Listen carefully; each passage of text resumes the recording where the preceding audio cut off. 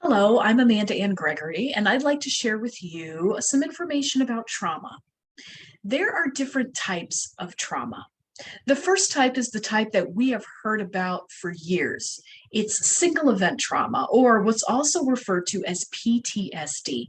This is when we experience one event or a series of events within a certain period of time, which cause us to have traumatic responses.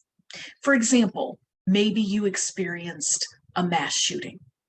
Now, this type of trauma might lead to a diagnosis of PTSD. An individual who has been diagnosed with PTSD has experienced trauma. However, trauma does not always equate PTSD. For example, there are some people who've experienced trauma who do not meet the required diagnosis criteria for PTSD. And why is that? Well, it's because we don't really have all the diagnoses that we need to have for trauma. Unfortunately, at this point, PTSD is kind of it. But there is another type of trauma that you may have heard about. It's complex trauma, or what's also sometimes called developmental trauma. And this is trauma that has occurred usually during pivotal developmental stages. For example, in the womb, all the way up to 26 years old. And this is when we experience many different things or experiences that are quite prolonged over a period of time.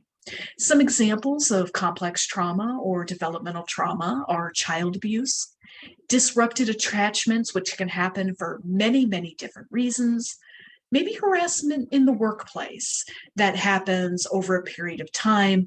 And of course, if we're experiencing multiple mass shootings. Now, the thing about trauma is that it compacts upon itself. So let's say we experience child abuse, and then later on we experience harassment in the workplace, and then we're in a mass shooting. I mean, these are multiple events and experiences that compact upon themselves. So what if you thought of trauma as if it were water in a glass? Right here on the left, we have no trauma.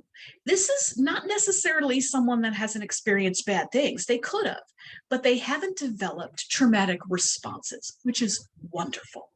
This second glass is someone who's experienced a single event or our sort of traditional PTSD.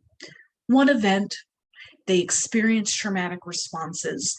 It is not pleasant. The cup on the right here, this water, is more of that complex or developmental trauma. Now look at these water glasses. Let's say that you have not had any trauma responses and all of a sudden you experience a very stressful, unsafe event. Well, you've got a lot of room in your glass to maybe cope with that and process that. If you've already experienced trauma and are still suffering from the impacts, you have less room in your glass, meaning you have less emotional tolerance, you have less ability to possibly cope with this new traumatic experience. And now we have the glass on the right. And this is the population that I tend to work with, the folks who've already experienced complex or developmental trauma, and it might be more difficult when you experience yet another traumatic event. If you would like more information on trauma, check out some of my other videos and also some of the other information that I have provided.